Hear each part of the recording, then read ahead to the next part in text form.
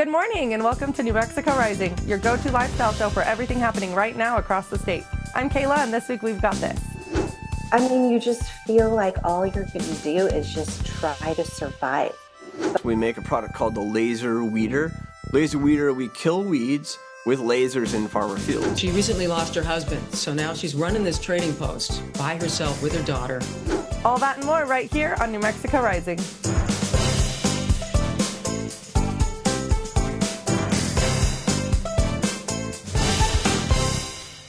So what happens after you leave the biggest band in music history? For Paul McCartney, the end of the Beatles wasn't the end of the story. It was the start of a whole new chapter. Man on the Run from Oscar-winning director Morgan Neville takes us inside Paul's post-Beatles years, the launch of Wings, and a deeply personal decade that shaped his solo legacy.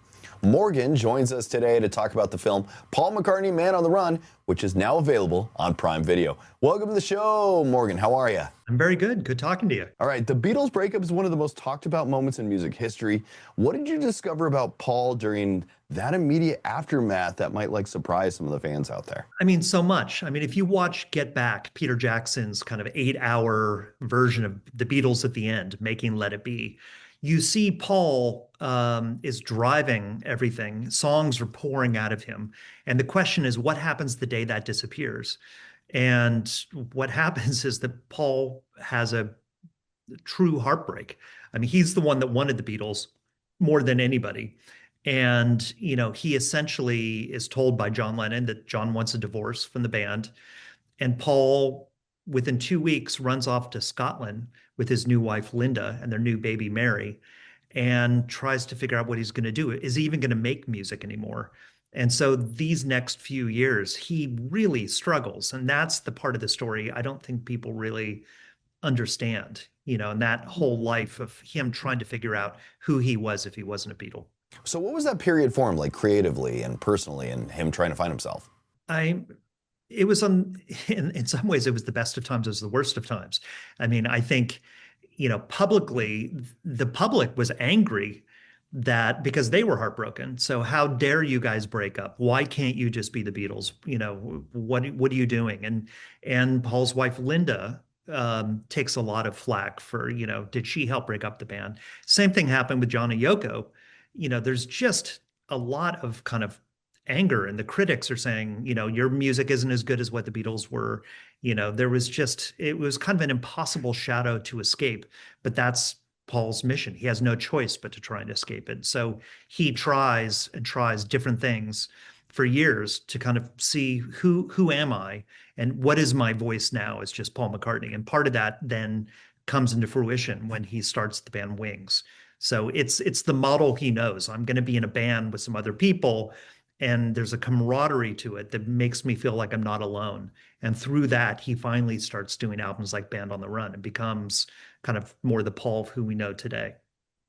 And we also get to see some rare archival footage and a little bit of intimate family photography from Linda McCartney.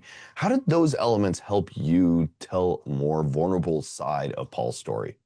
I mean, there's incredible footage we found. I mean, there's footage of Paul filming himself alone, writing songs at a piano, or with the kids, you know, and singing songs at Christmas time. You know, there is a real intimacy to the footage, and that's really the main thing I wanted to convey, that this is a story kind of from the inside out. It's a story where we really kind of understand what Paul was dealing with and how he was dealing with it. You see an insecurity in Paul that I don't think you really see publicly. So what do you think the story tells about resilience and reinvention? I mean, I think it's a story, and Paul's story is how not to doubt your own creative instincts. You know, I think, you know, the world always wants you to doubt what you do and judge what you do. And I think Paul's strength at this time is, I'm going to do whatever the hell I feel like. And that's fine. If it works, great. If it doesn't work, fine.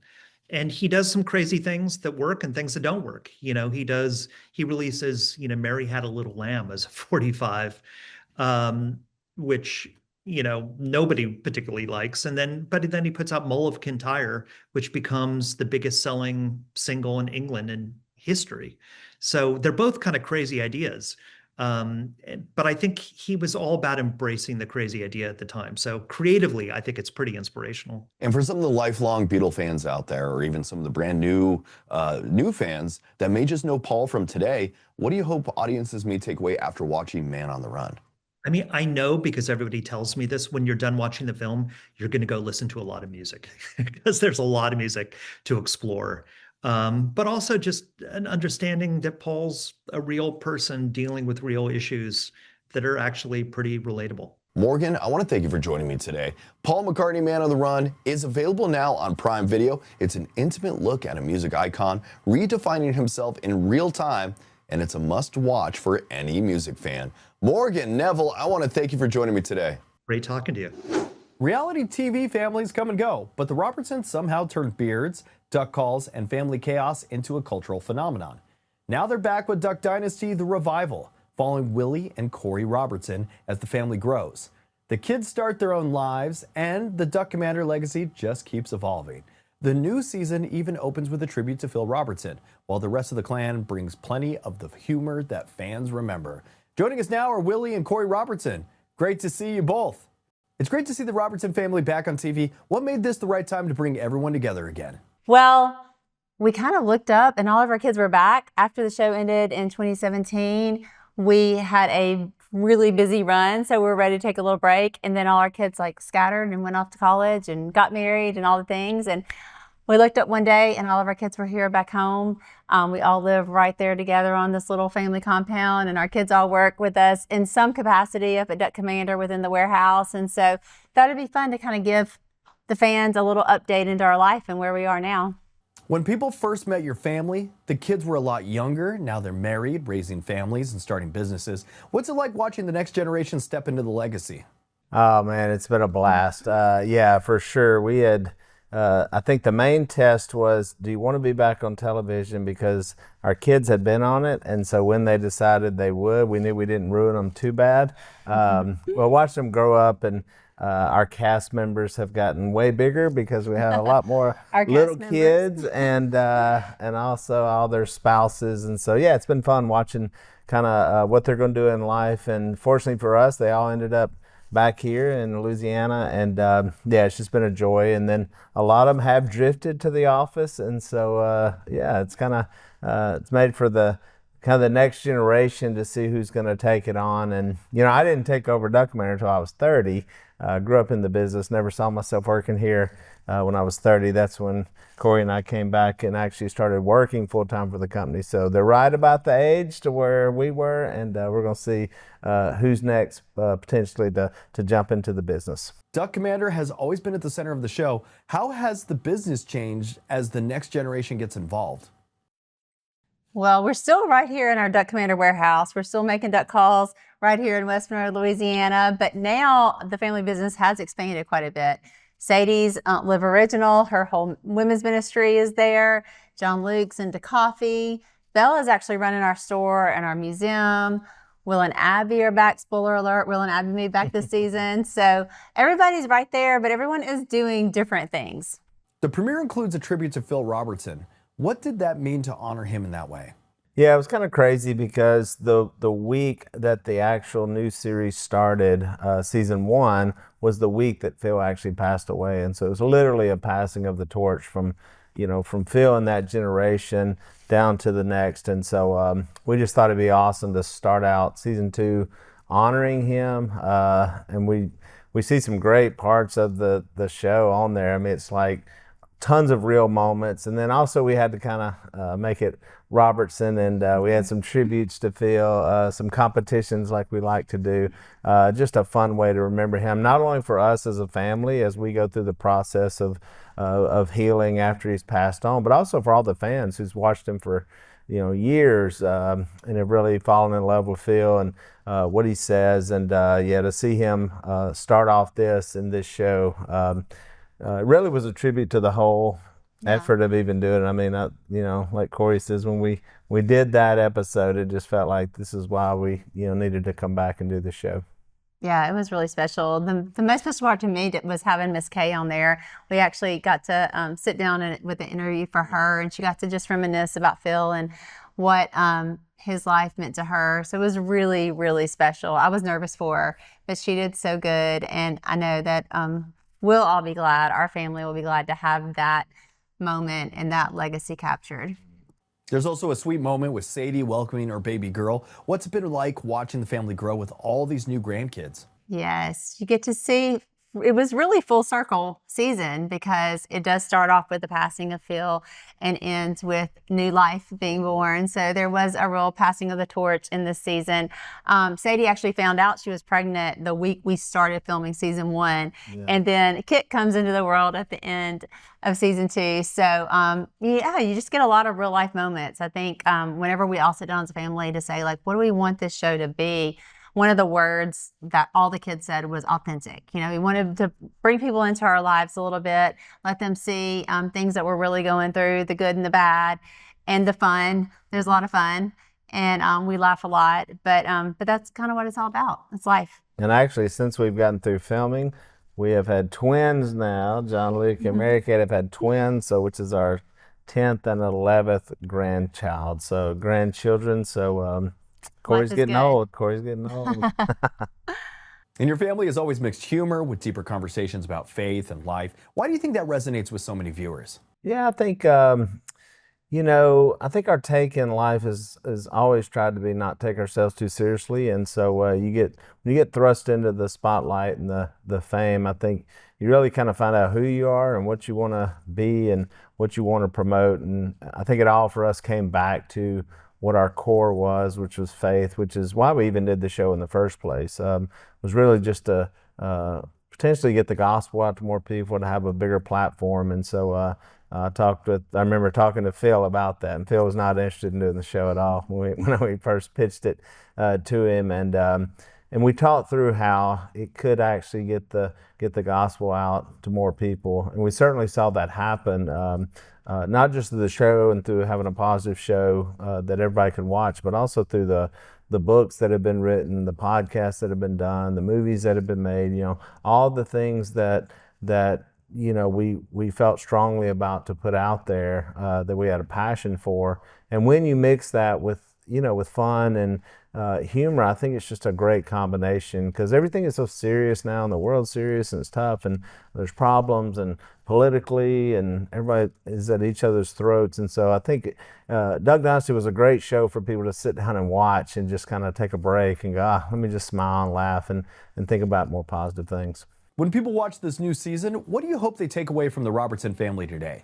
You know, I think we want people to just see real life and see that, you know, we're not perfect. Nobody's perfect, but we do all come together at the end of the day, you know, around the table. I think that moment of the original Duck Dynasty is still happening for our family. And so it's in this season as well, that moment where we come around the table together. We thank God for what we have. We thank God for our blessings, and we forgive whatever grievances we might have or whatever fights we might have throughout that episode or that week. But I just think that's really important. I think that's what resonated with people the first time around, to see a family that isn't perfect but that loves each other, and to see people who put faith at the center of our lives. And that's who we are. It's what we do. It's what we've continued to do. And we hope that resonates with people. Yeah, and I hope that they see how important our family is to us, and how much we intentionally pour into our family to keep us together, to share meals together, to share in each other's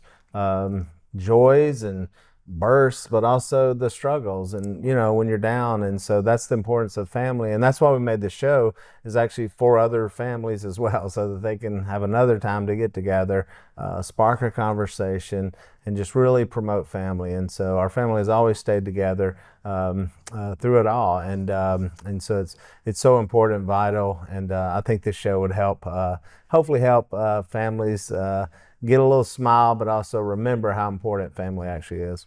I want to thank you two for joining me today. You can catch Duck Dynasty, the revival, on A&E, with new episodes airing Saturday nights at 10 p.m. Eastern. It's also streaming on the A&E app and at anetv.com. Willie, Korie, thanks for spending a few minutes with us. Fans of When Calls the Heart are finally getting the backstory, and it's a pretty big one. Hope Valley 1874 is now streaming, taking us to the very beginning of the town and the people who pretty much built it. We're joined by Bethany Joy Lenz and Jill Hennessy, who play two of the women at the center of it all. And it's great to have you two here. How are you? Hi, so great to be here. All right. Thank you for having us. No worries. I've heard a lot about this. A lot of my fans, or a lot of the people watching, are fans of the show. And for people that do already or are already fans of this world, what's different about seeing Hope Valley kind of at the way beginning? Oh man, I think it's going to be so incredible, I think, for people to be able to see this town being built from the ground up. It's something. It's kind of like when you meet a new friend, or fall in love. The more that you find out about the person that you're in love with, you go to meet their family, you go and meet their siblings, you go sit there with their mom and go through the family photo book. Like, that's what we're giving you guys a chance to do as fans of When Calls the Heart. And we really hope to do it justice. And Bethany, your character, Rebecca, is coming into the frontier life from pretty much Chicago life. What kind of adjustment is she dealing with early on?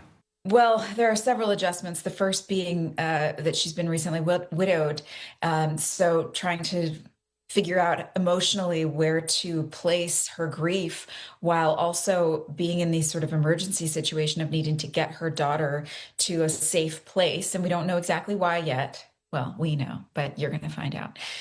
And she's got to get across the frontier and get her daughter into a safe place in Canada. So she doesn't have a lot of time for emotional processing. And that's kind of where Hattie Quinn comes in. Jill's character, it opens up once Rebecca lands.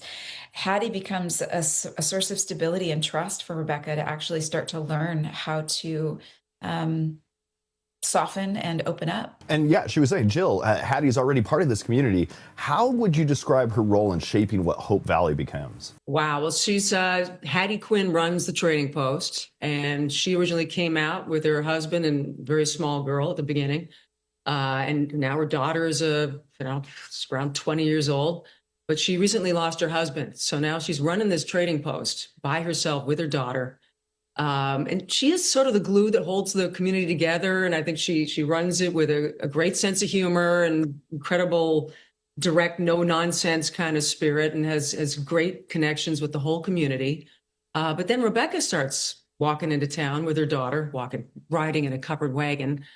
And I think Hattie identifies a woman who's very courageous and intelligent and is kind of haunted by something, and Hattie's not sure what is haunting Rebecca, but I think she also identifies a kindred spirit that she might become friends with. And I think Rebecca sort of opens Hattie up to how lonely she really feels, and a lot of feelings she's been trying to suppress just so she can get through day to day, because that's what this whole show is about. It's just these characters trying to survive every single day. Hey, horses be walking, so it's not that big. You're not too far off. Exactly.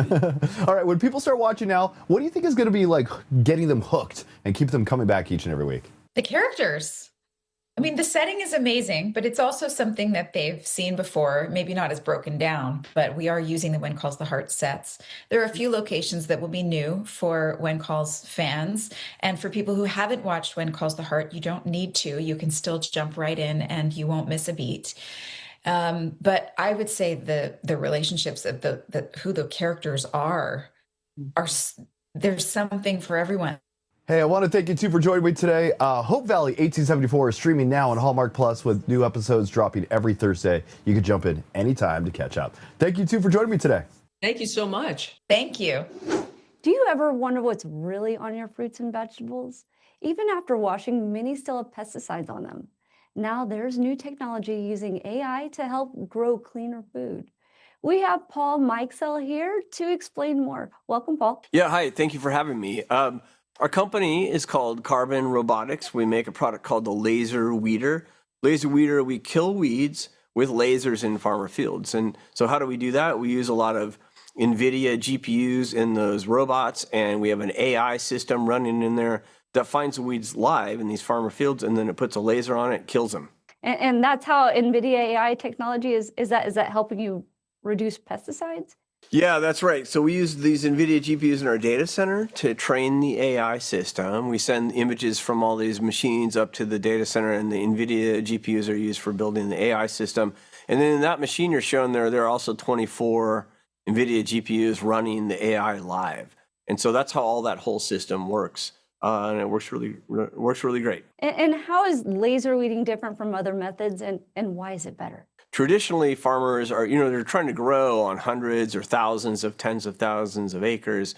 And so how do you keep all of that acreage clear of weeds? So what they've had to do is spray these chemicals. And you've probably heard the names, Roundup, which is glyphosate as a chemical, and there's a bunch of other ones. And there's been tens of billions of dollars of lawsuits in this country that have been lost by the chemical companies because of the long-term harsh negative health effects from exposure to these chemicals.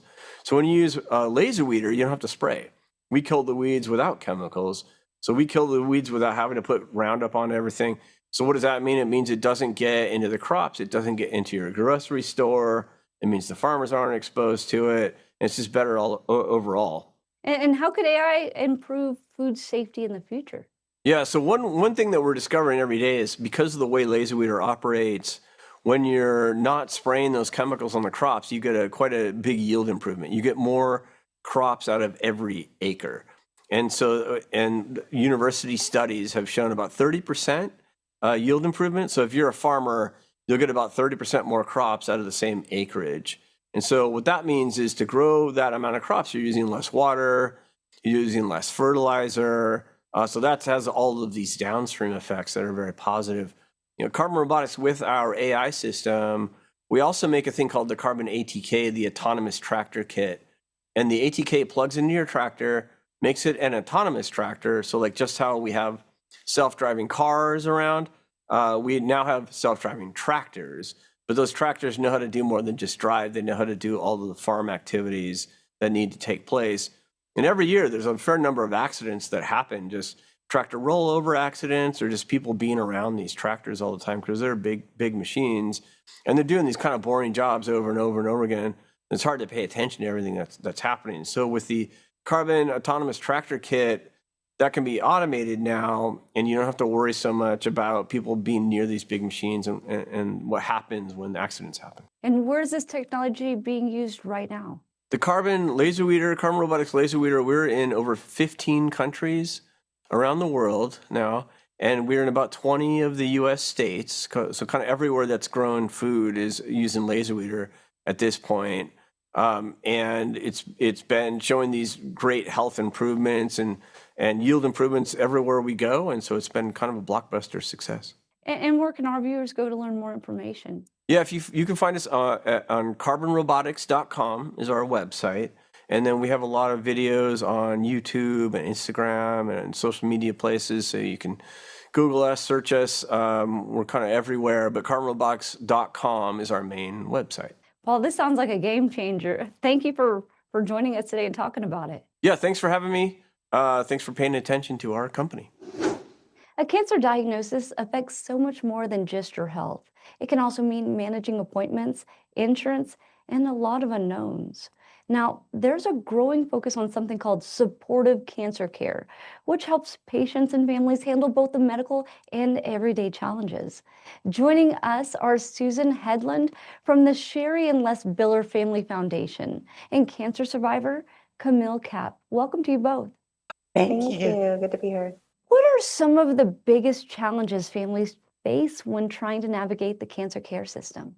So the patients and families face so many different challenges with the cancer diagnosis. First of all, it's still, as many people are surviving cancer longer, it's still a really frightening diagnosis. And the healthcare system has become so complex, and cancer treatment in particular, much more in the way of treatment options and navigating the healthcare system, which can be totally overwhelming. And in the beginning, I think the focus is on getting into treatment, understanding the diagnosis, understanding what the course may look like in the days ahead.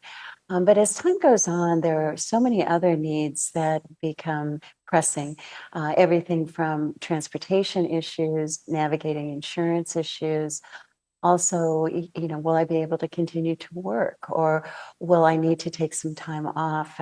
For others, it's a question about nutrition and how to stay as healthy as one can through a cancer experience. And what is supportive cancer care, and how can it help? How can it help patients and their families?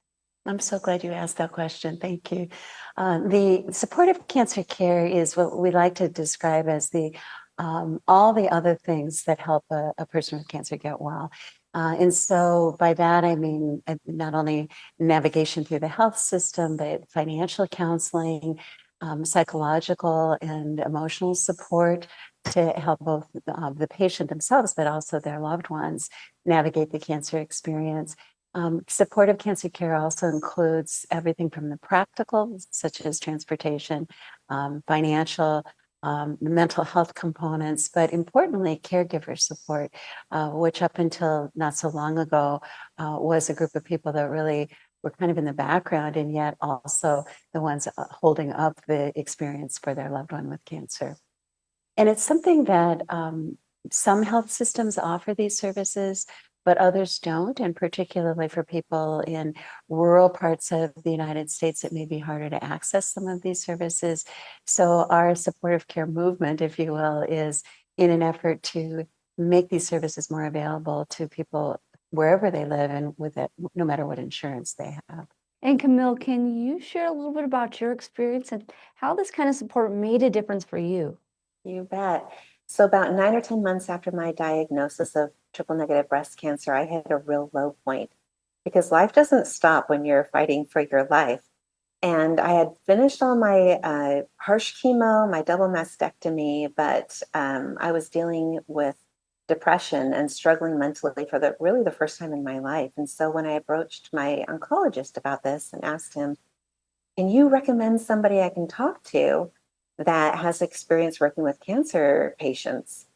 He said, no, but I can prescribe you something. And so I didn't really get any help from him and struggled with that for a few more months before I discovered through my oncologist nurse that there was an organization that had these supportive care services. And I found somebody that could help me with my mental struggles so I could pull my family together and get through this. And what advice would you give to someone who's just been diagnosed or to their family? Yeah, ask right from the very start. You don't need to wait until you just feel like all you're going to do is just try to survive.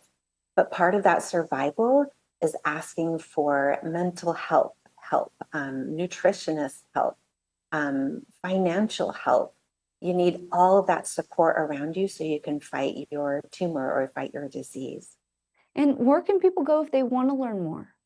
There is a website called supportiscare.org, and it is full of wonderful resources, both for the patient themselves, but also for family members and connection with resources throughout the United States. Susan, thank you for bringing attention to such a noble cause. And Camille, thank you for sharing your story today. You bet. It's a pleasure. You. Thanks for having us. And that's going to do it for this week's episode of New Mexico Rising. Thanks so much for being here with us today. Be sure to check out our website at newmexicorising.com, follow us on social media at New Mexico Rising, and head over to YouTube at NM Rising to catch anything you might have missed. Thanks again for watching, and we'll see you next week on New Mexico Rising.